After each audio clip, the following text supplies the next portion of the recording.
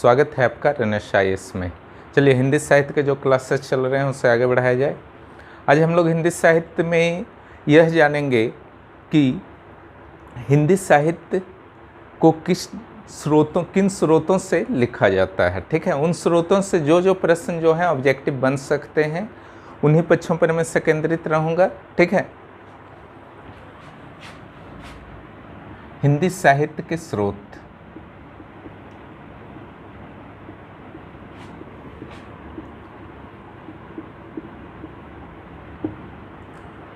देखिए, स्रोत जो हो सकता है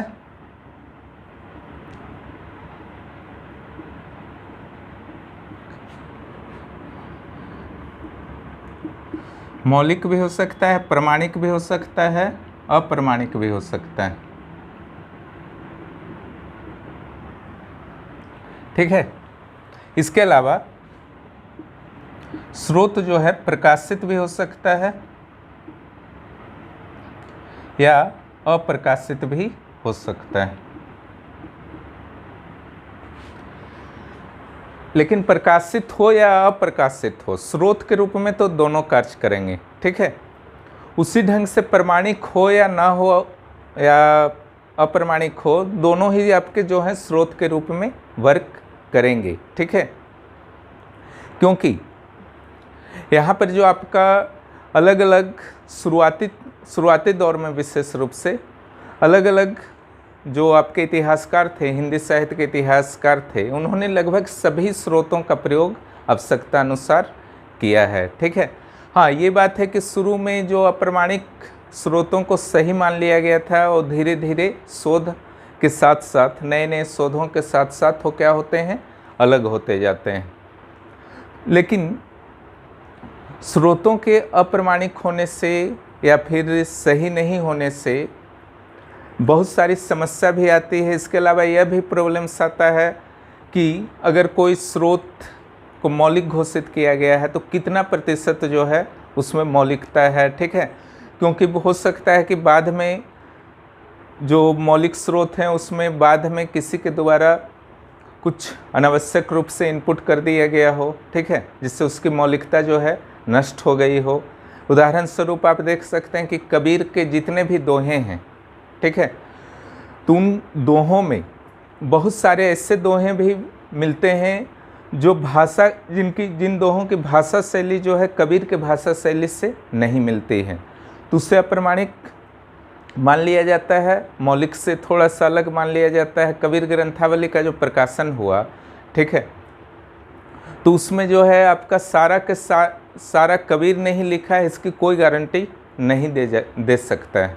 इसके अलावा उस समय का ये जो कवि थे, प्रारंभिक कवि जो थे, जैसे कालिदास थे, भवभूति थे, तो इनका असल नाम क्या था ये भी क्लियर नहीं है। ठीक है, कालिदास और भवभूति का, क्योंकि उस समय के कवि जो थे अपना नाम लिखना पसंद नहीं करते थे, सिर्फ अपना कार्य करना पसंद करते थे। लेकिन स्रोतों के अप्रमाणिक होने से कई तरह की समस्याएं आती हैं। ठीक है, उन समस्याओं में जो आपका इम्पोर्टेंट है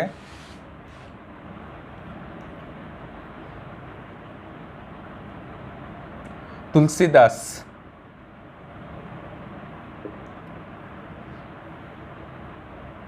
सूरदास,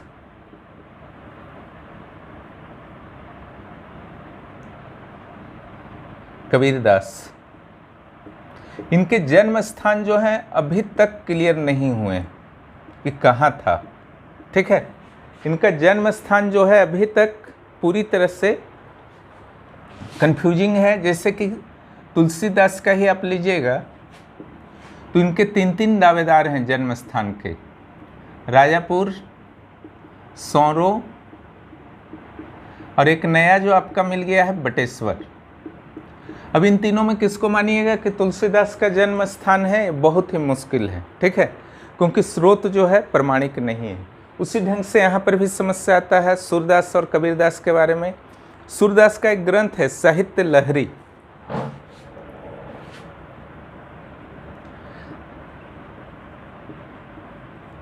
साहित्य लहरी से स्पष्ट होता है कि उनका जब साहित्य लहरी वो लिख रहे थे तो उनकी उम्र जो है 69 ईयर्स की थी, ठीक है। लेकिन मृत्यु के संदर्भ में कि उनकी उम्र कितनी थी या फिर कितने वर्ष में जितने भी संत थे उनकी मृत्यु कब हुई, इसकी भी गारंटी जो है कोई नहीं दे सकता है, क्योंकि सारे के सारे स्रोत जो उस समय थे अप्रमाणिक थे और उन अप्रमाणिक स्रोतों के आधार पर इस ढंग की जानकारियाँ नहीं मिल पाते हैं। हालांकि अप्रमाणिक स्रोतों का साहित्य के इतिहास लिखने में योगदान फिर भी है, क्योंकि कई जानकारियाँ जो हैं इनसे मिलती हैं। जैसे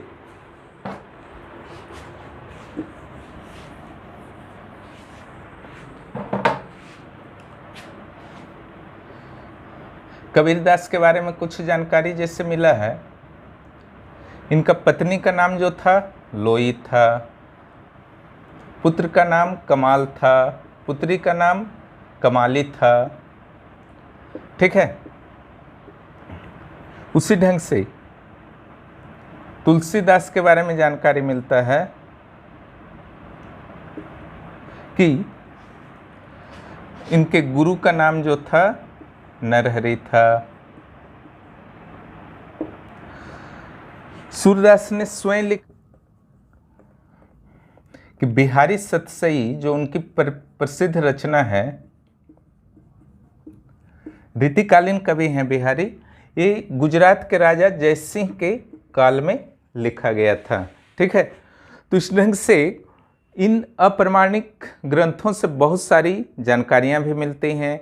इसके अलावा कई अप्रकाशित ग्रंथ भी हैं, ठीक है, लेकिन कन्फ्यूजन भी हुए करते हैं, बहुत सारे कन्फ्यूजन को भी क्रिएट करते हैं।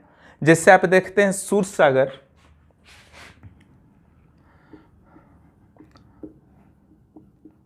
सूरसागर के 50 अलग अलग संकलन मिलते हैं, वहीं रामचरितमानस के 9 अलग अलग संकलन मिलते हैं, ठीक है। अब इसमें कौन सही संकलन है बोलना जो है बहुत मुश्किल है, किसी के लिए भी बहुत टफ है, बहुत मेहनत है। इसका भाषा शैली पहचानना होगा और उस काल से फिर मैच करना होगा। खैर कुछ भी हो, ठीक है, लेकिन बहुत सारे ऐसे अप्रकाशित ग्रंथ और प्रकाशित ग्रंथ ने हिंदी साहित्य के स्रोत के रूप में वर्क किया है। यहाँ से प्रश्न रह सकते हैं, ठीक है।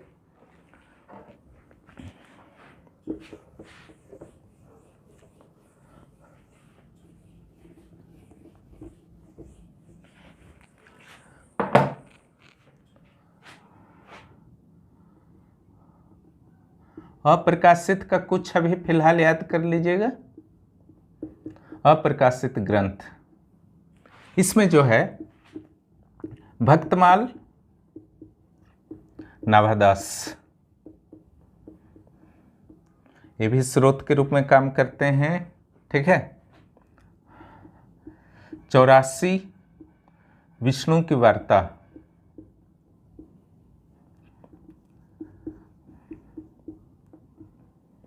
और एक लिख लीजिए 200 विष्णु की वार्ता।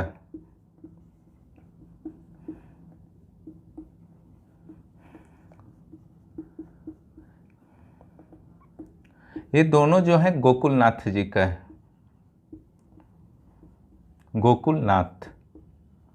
गोकुलनाथ जी का ये दोनों है, 84 विष्णु और 200 विष्णु की वार्ता। कविमाला तुलसीदास,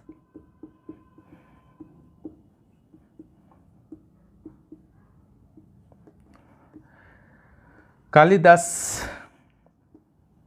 हाजरा, कालिदास का ही नहीं है, ध्यान रखिएगा, कालिदास त्रिवेदी ने लिखा है ये सब जो है अप्रकाशित ग्रंथ हैं और साहित्य के इतिहास के स्रोत के रूप में वर्क करते हैं। अब कुछ प्रकाशित ग्रंथों के बारे में पढ़ लीजिए जो साहित्य के इतिहास के रूप में वर्क करते हैं। इसमें जो है आपका अधिकांश हिंदी के साहित्य हैं, हिंदी के साहित्य के इतिहास हैं।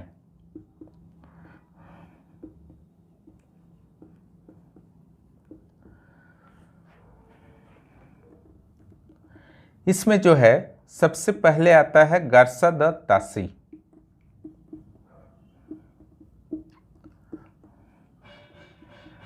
इस्तवार द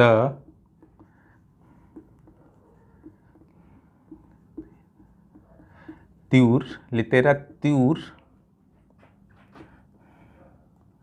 हिंदुई हिंदुस्तानी। ठीक है, ये पहला था जो कि प्रकाशित ग्रंथ है और साहित्य के स्रोत के रूप में वर्क करता है। दूसरा है आपका शिव सिंह सेंगर का है।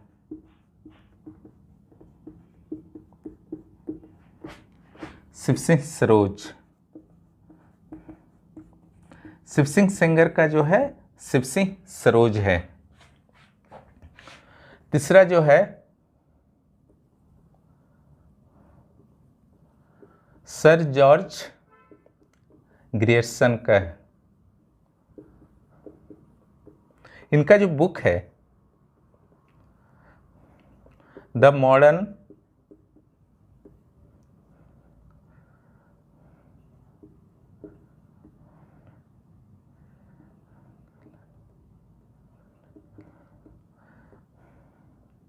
लिटरेचर, वर्नेक्युलर लिटरेचर ऑफ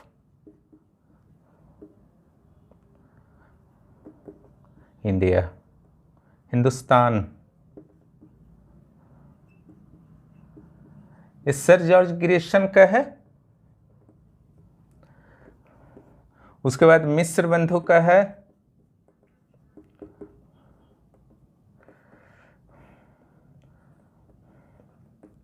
मिस्र बंधु विनोद।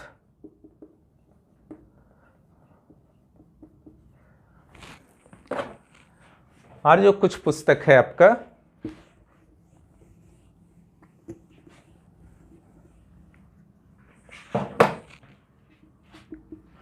रामचंद्र शुक्ल,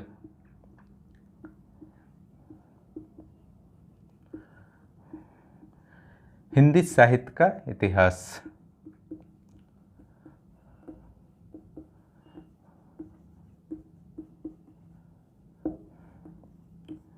उसके अलावा जो है आपका गणपति चंद्रगुप्त का एक लिख लीजिए। ऐसे तो बहुत सारा है। हिंदी साहित्य का वैज्ञानिक इतिहास।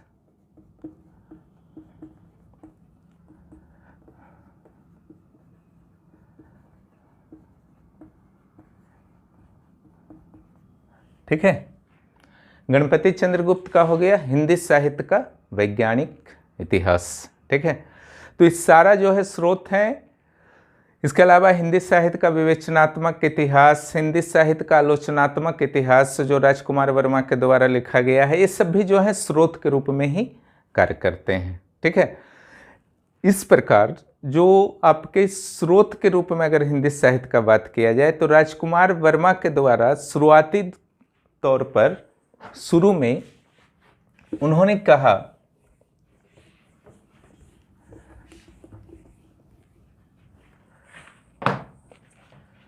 राजकुमार वर्मा का कहना था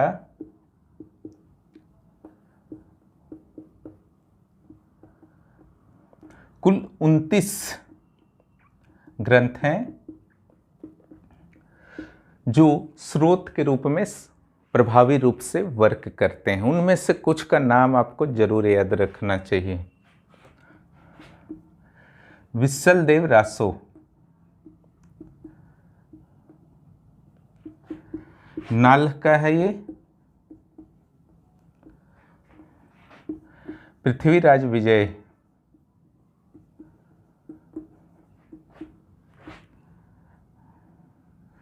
पृथ्वीराज रासो,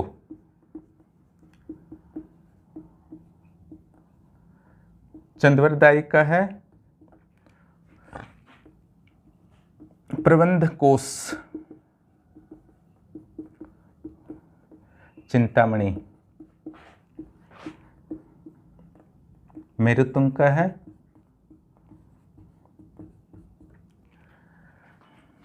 रतन वावनी,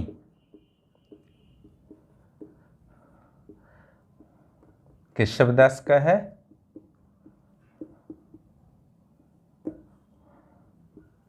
कुमारपाल चरित